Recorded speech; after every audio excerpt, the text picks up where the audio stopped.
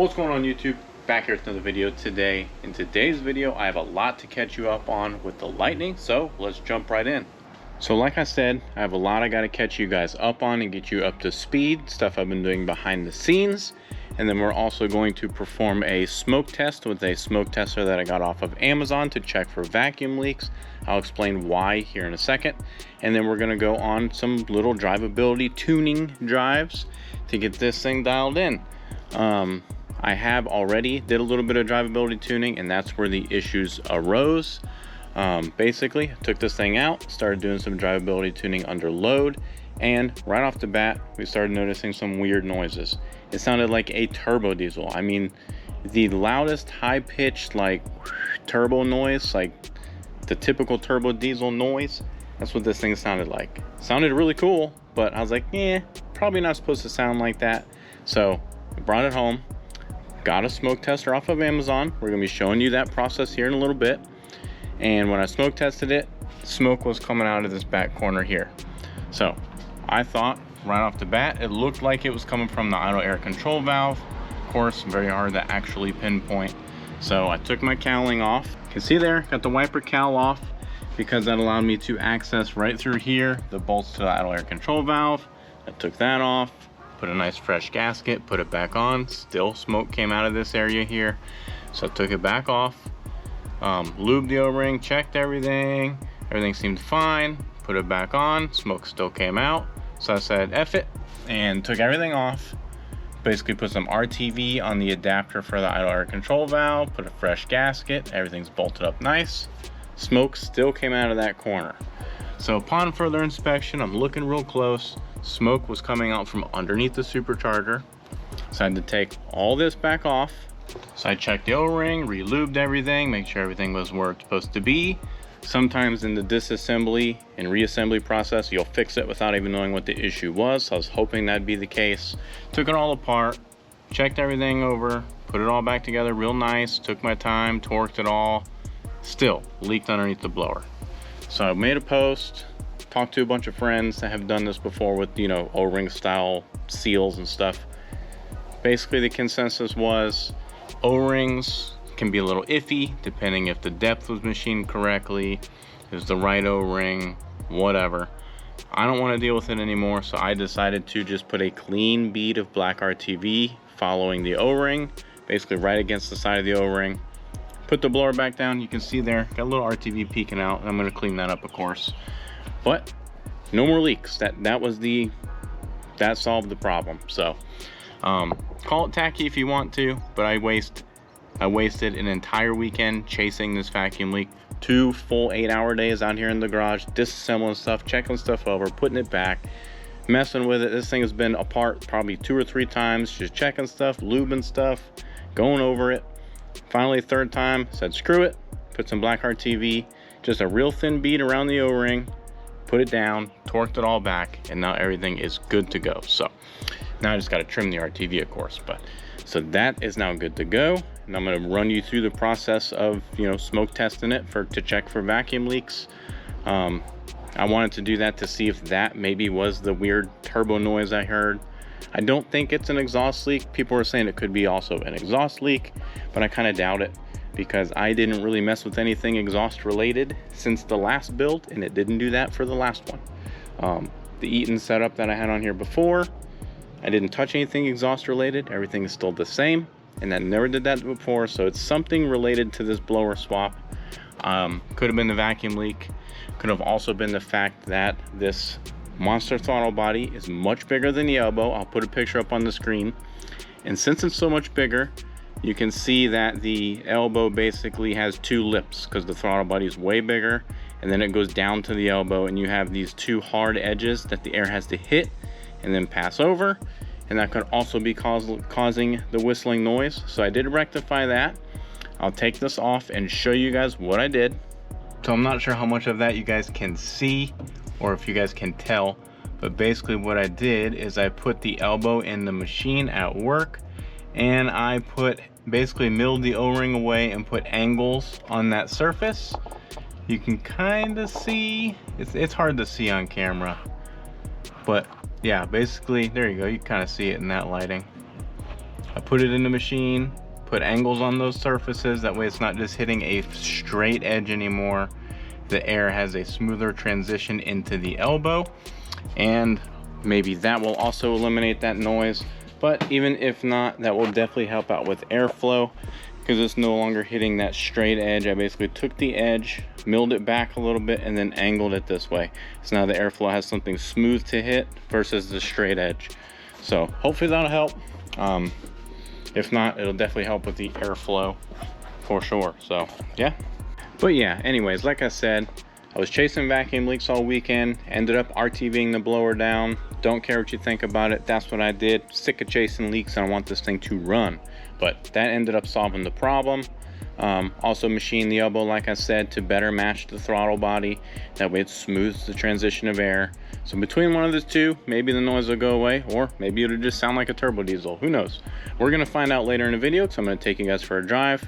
But first, let's go ahead and smoke test. I'll show you guys what I did as far as smoke testing.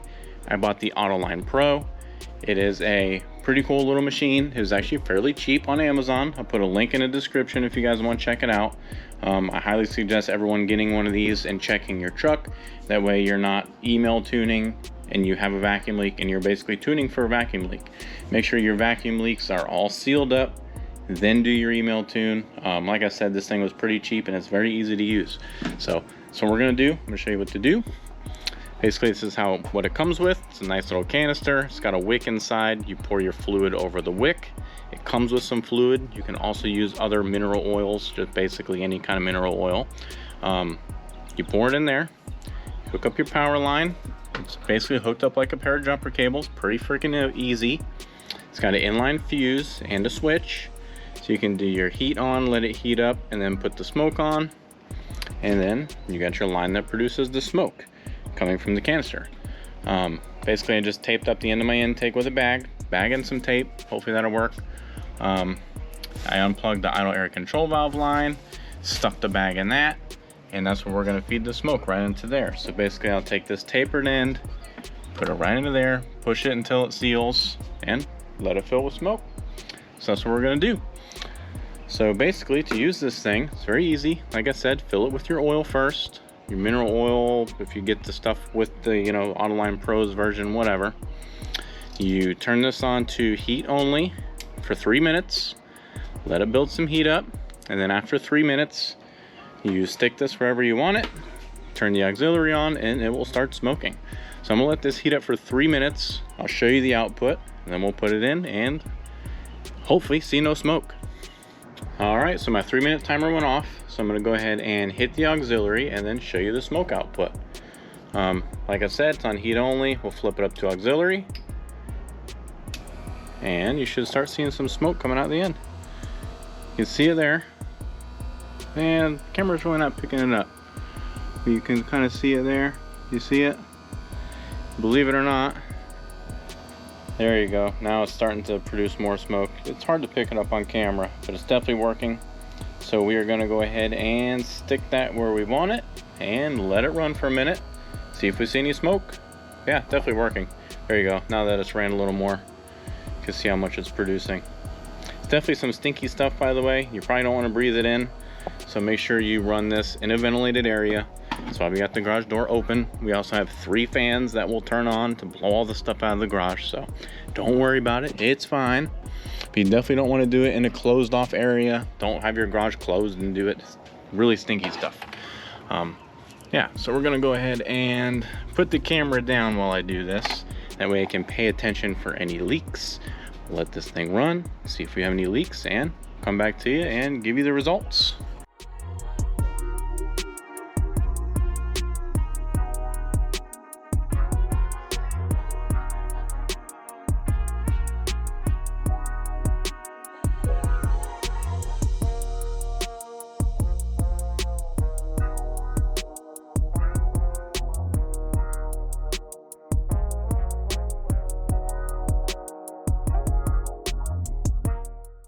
All right, so the results came back good. I didn't see any smoke besides where I just couldn't get this to seal up here. For some reason, smoke was still coming out the end a little bit, but No smoke came out anywhere else. It definitely worked, because as you can see when I, pulled the tape and stuff off, you can see all the smoke billowing out. So we're good to go, all sealed up.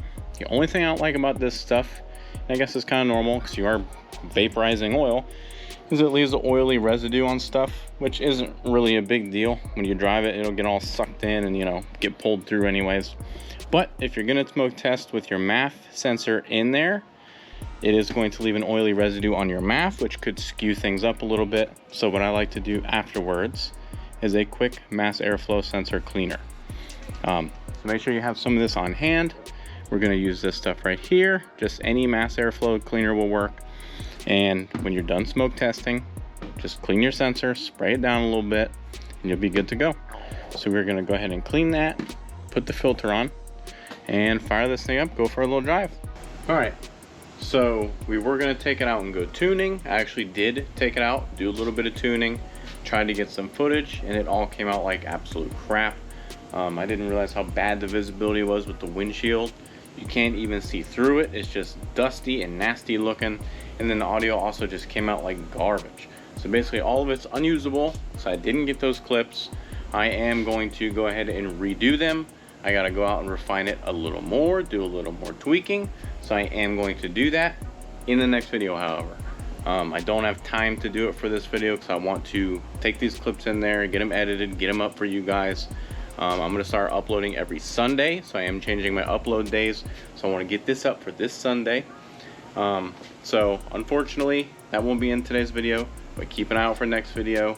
I'm going to try to get those ASAP because I do want to get the truck running for an event this weekend that I want to go to with my family. Got some family from out of town. They're going to be in town, and they haven't seen my truck for a while, so I'd like to get it tuned and get it over there and let them all see it, get their reactions. Of course, I'll put that in the video too. But yeah, it's unfortunate that everything came out like crap. The tuning went pretty good. I got it really close. The MAF transfer curve is almost dialed in. Pretty perfect, but like I said, clips just came out like garbage. So we'll go out and redo those. So definitely stay tuned for next video. Make sure you are subscribed to the channel so you don't miss any of my videos. Drop a like on this video too. Really helps them out, guys, with YouTube's algorithm. So smash that thumbs up button. Leave a comment down below. Let me know what you think of the truck so far and the progress. Make sure you go check out my other videos. Make sure you let me know what you think of those as well. And we'll see you in the next video, guys. Later.